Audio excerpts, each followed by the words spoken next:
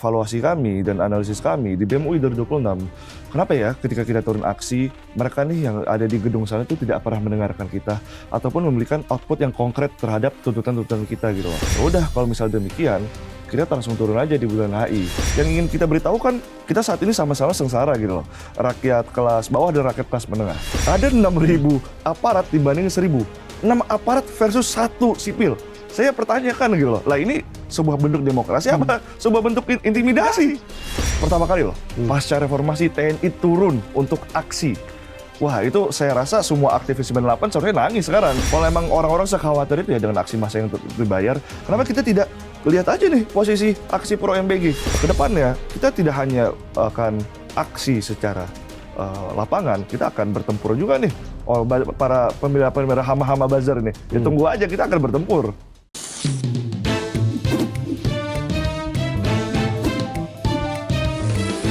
To the point aja. Halo pemirsa, kembali bersama kami di To The Point Aja. Dan pada hari ini kita akan membahas mengenai demo mahasiswa yang kemarin barusan terjadi ya, khususnya yang di Bundaran HI. Nah, ini tiap kali mahasiswa turun ke jalan, itu selalu ada dua narasi nih. Yang pertama memang menjalankan fungsi kontrol kepada pemerintah untuk menyampaikan aspirasi begitu. Tapi yang kedua itu malah bisa juga disebut-sebut yang baru-baru ini aja Pak Prabowo bilang, nah ini ada yang bayar. Saya tahu nih siapa yang bayar begitu. Jadi istilahnya titipan lah begitu ya. Betul. Gitu. Tapi apakah benar demikian dan bagaimana bisa membedakan antara kedua hal tersebut? Kita akan bahas di To The Point aja kali ini bersama saya David Silahoy dan Saya Teguh Deha.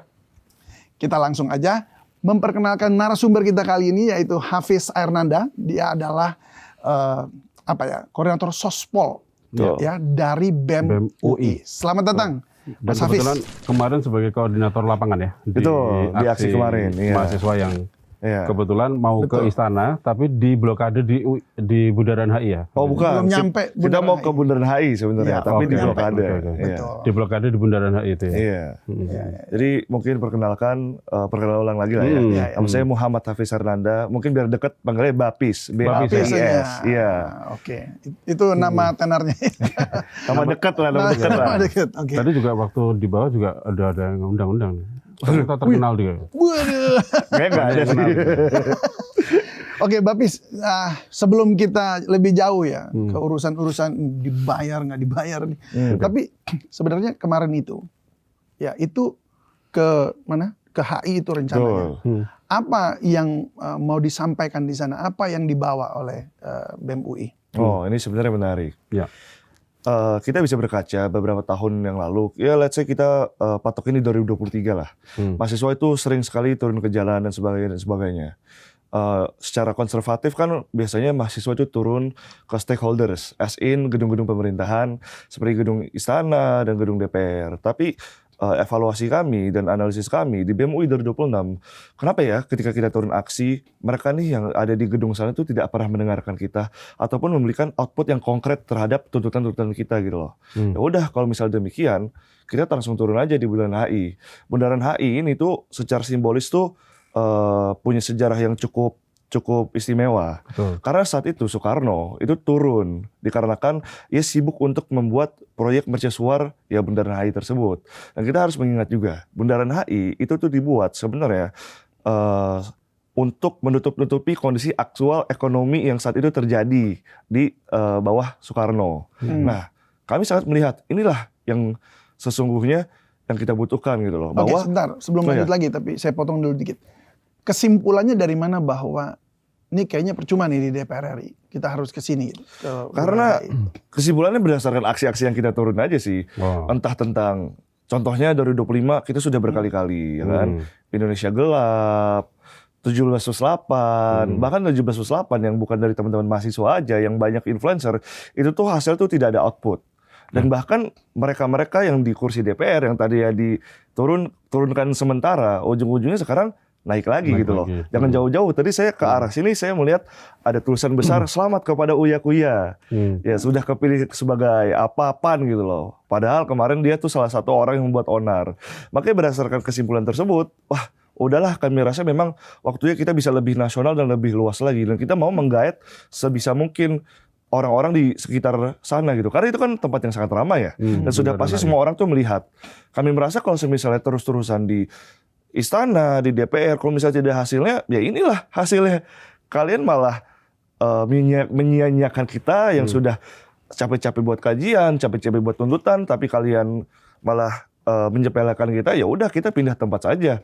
Karena ketika kita ke Bundaran HI, tentu betul saja kan, semua orang melihat, oh ada apa sih di Bundaran HI, ada aksi apa sih yang ingin kita beritahu kan, kita saat ini sama-sama sengsara gitu loh. Rakyat kelas bawah dan rakyat kelas menengah. Salah satu tuntutan kita tuh jelas, harga pokok tolong diturunkan. Dan harga Pertamax juga sebenarnya salah satunya.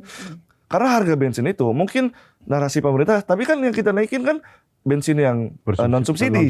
Tapi kita harus lihat juga, sekarang mayoritas orang di Indonesia itu kelas menengah. Kelas menengah tuh orang yang secara kertas itu tidak miskin, tapi juga tidak kaya gitu loh. Mereka juga tercekik, yang pasti tercekik. Dan konsekuensi logisnya adalah ketika Pertamax naik jadi 16.250, mereka akan pindah ke Pertalite. Itu kenyataannya gitu loh. Kita bisa bandingkan aja antrian Pertalite Pertamax lebih banyak mana sih dikarenakan hal tersebut. Pertalite kan jadi ramai dan ujung-ujungnya Pertalite tuh juga bisa habis. Dan sudah banyak pom-pom bensin di daerah-daerah yang sudah habis yang mengakibatkan orang-orang dari Pertalite pindah ke Pertamax. Dan itu orang-orang yang di kalangan kelas bawah juga. Itu. Terus yang kedua, ini sebenarnya saya akan mentitik beratkan kepada populasi kelas menengah kita ya. Aku rasa pemerintah ini kurang peduli dengan populasi kelas menengah kita. Walaupun mereka sudah tahu bahwa kita tuh ada di middle income trap. Kelas menengah kita tuh sayangnya bukannya naik ke atas, tapi banyak sekali yang turun gitu. Malah justru turun. Iya. Seharusnya kalau misalnya negara kita ingin berkembang, seharusnya kita memahami bahwa kasih indikatornya dulu deh. Oh iya. Ini aku mau masuk ke sana sebenarnya. Jadi sebenarnya kelas menengah itu seharusnya sebuah buffer zone. Apa sih sebenarnya itu buffer zone itu? Kelas menengah itu tuh pertama-tama pasti kelas menengah itu kerjanya tuh di tempat-tempat lapangan kerja yang dibuat oleh kelas atas. Itu sudah pasti. Gajinya turun dan sebagainya. Dan kelas menengah ini mengeluarkan duit tidak selalu di mal-mal, di Superindo dan sebagainya hal. Mereka pergi ke pasar, mereka pergi ke warung Madura dan sebagainya hal. Bayangkan saja ketika harga BBM naik, harga pokok naik, automatically pengeluaran mereka keluarnya lebih banyak. Sedangkan pemasukan, data-data yang kita dapat, gaji itu stagnan. Gaji UMR itu stagnan. Tidak ada peningkatan sama sekali. Ini membuat kan mereka mengeluarkan duit harus mikir 2 kali. Yang kena adalah orang-orang di kalangan bawah juga. Tukang sayur. Jadi belinya, let's say tukang sayur tadinya penghasilan mereka dalam satu pagi itu 500.000. Tapi dikarenakan orang-orang kelas menengah ini, target utama mereka itu masih mikir 2 kali untuk mengeluarkan duit lebih, berarti penurunan mereka kan jadi menurun. Ini loh masalahnya. Dari ada konsumsi daya manusia. Challenge sedikit. Oh, iya. Logikanya adalah begini, ketika kita nggak bisa beli Pertamax, turun lagi dah. Turun kelas lagi ke Pertalite. Memang Pertalite habis, tapi antrian di awal. Sekarang stoknya udah disediakan lagi. Nah, lalu apa yang menjadi keberatan? Kalau memang semua orang bisa tetap ambil di Pertalite. Nah, itu yang apakah memang gini, kelas menengah yang Anda maksud itu kemudian aduh nggak mau lah pakai Pertalite lagi misalnya, mesinnya udah bagus di motor karena udah mulai ada kesejahteraan ya, beli barang mungkin udah lebih bagus, mau dirawat lebih bagus. Tapi apakah itu menjadi salah satu indikator bahwa memang ini udah nggak bisa turun lagi, maunya ya menengah harusnya lebih naik lagi gitu, jadi nggak mau beli Pertalite. Oh, tapi ini secara simpelnya pertanyaannya gimana nih? Iya, jadi maksudnya begini, apakah itu kemudian menjadi alasan utama sebagai misalnya kelas menengah ini kemudian nggak mau mengkonsumsi Pertalite lagi, sehingga di demo apa aspirasi ini kemudian tolong turunkan Pertamax-nya gitu. Iya. Kenapa nggak mau menggunakan Pertalite lagi? Karena paling jelas adalah, mungkin aku bisa bertanyakan balik. Kira-kira kenapa Pertamax naik? Kalau menurut Mas? Ya kemarin kan alasannya dari pemerintah kan memang harga minyak naik, gara-gara harga minyak dunia yang naik, terus akhirnya. Betul. Tapi yang lucunya adalah harga minyak bensin tersebut naik ketika harga stok minyak di luar negeri itu turun. Saat itu dari $110 turun ke $80. Sekarang pertanyaan simpel. Terus kalau misalnya analisis mereka adalah kami menaikkan harga bensin tersebut itu karena ada konflik global. Kenapa sekarang baru dinaikannya pas konfliknya tuh sudah menurun dan bahkan harga stok per barelnya itu tuh $80. Itu kan Oke, sebuah alasan mereka waktu itu kan Iya. soal supply-nya yang Iya. sempat tertunda kan, sehingga Iya. masuk ke sini juga ini seperti istilahnya subsidi yang sebelum-sebelumnya nggak naik gitu. Iya. Makanya ini dinaikkan. Itu kan alasan mereka. Tapi Iya. mahasiswa bisa terima nggak itu? Ya, sebenarnya tuh apa yang seharusnya ya. Oke, banyak pemerintah tuh jubir pemerintah itu membandingkan harga-harga bensin dengan harga-harga luar negeri dan sebagainya macam. Oke, mereka membandingkan dengan Malaysia, Singapura, dan bahkan sampai ke Myanmar. Tapi pertanyaannya simpel. Selain Myanmar yang sekarang konotasinya itu di junta militer dan di bawah diktatorship militer, apakah Malaysia dan Singapura gaji itu sestagnan kita? Untuk mereka, bensin-bensin dengan harga demikian dinaikkan, itu tidak mengganggu konsumsi mereka. Tapi kita melihat dengan jelas, ketika ini dinaikkan, itu mengganggu. Itu Oke, pertama. kajiannya dari BEM UI apa? Kenapa dinaikkan? Kenapa dinaikkan? Sesimpel karena pemerintah tuh sadar bahwa mereka tuh butuh pendapatan lebih. Karena kebijakan-kebijakan populis yang terang-terangan boros APBN, itu tuh memakai APBN-nya. Jadi kan totalnya pas Seperti ini langsung aja karena kita poin aja. Sebenarnya seperti MBG ya kan. Oke. Contohnya MBG dan KDMP. MBG kan 335 triliun sebelum dipotong ya. Itu kan memakai banyak sekali anggaran di APBN gitu loh. Kita bayangkan saja kalau misalnya 335 triliun tersebut tidak full tersentralisasi tersebut, mungkin bisa saja sampai saat ini ya bensin tersebut masih bisa disubsidi sampai tahan akhirnya turun lagi gitu loh. Justru itu bisa lebih permainan yang lebih strategis dari pemerintah. Tapi sekarang kita bisa melihat pemerintah tuh lagi sibuk-sibuknya boros APBN.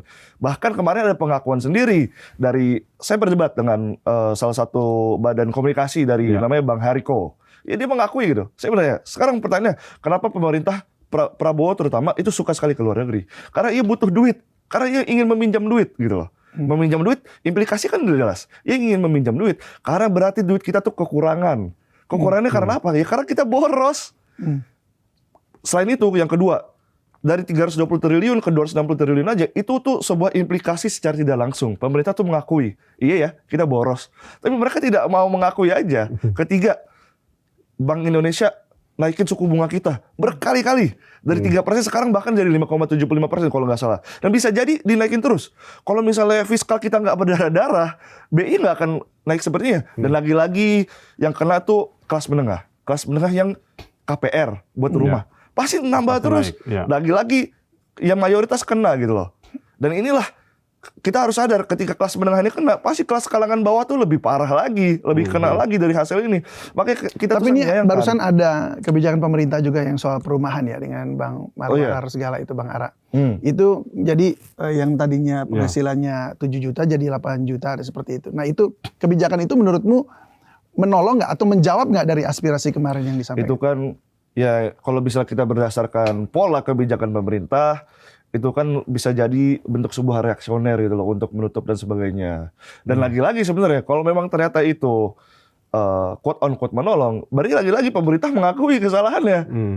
Apapun yang dilakuin kebijakan tersebut itu secara tidak langsung mereka mengakui bahwa oh ya, there's something wrong with this policy gitu loh. Dan akhirnya mereka harus menutup dengan policy lainnya. Sayangnya yang kita lihat adalah krisis komunikasi pemerintah kepada rakyat itu sangat besar. Kemarin di pidato ya kita tahu lah penuduhan-penuduhan yang luar biasanya bahwa aksi massa itu dibayar dan bahkan katanya Prabowo tahu. Sedangkan pas saya berdebat dengan staf badan komunikasi ini, saya push terus. Jadi siapa yang bayar? Saya ingin tahu nih. Dia muter-muter dan segala hal. Ya saya Karena bisa Pak Prabowo udah tahu, bilangnya udah tahu gitu ya. Dia bilangnya bukan maksudnya Pak Prabowo bukan begitu. Maksudnya Pak Prabowo untuk memberitahu bahwa we're on the satu tim yang sama melawan tim-tim lainnya. Tapi emang publik tahu kita sekarang lawan siapa. Kenapa kita tidak boleh tahu? Sesimpel itu aja. Karena ini sebuah narasi dari awal dari 24 sampai sekarang.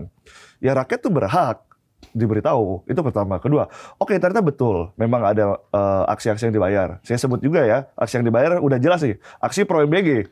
Bahkan di TV nasional loh itu. 100.000 dan makanan dan lain-lainnya. Apakah itu kira-kira aksi yang disebut oleh Prabowo bahwa dibayar? Tentu saja enggak ya kan.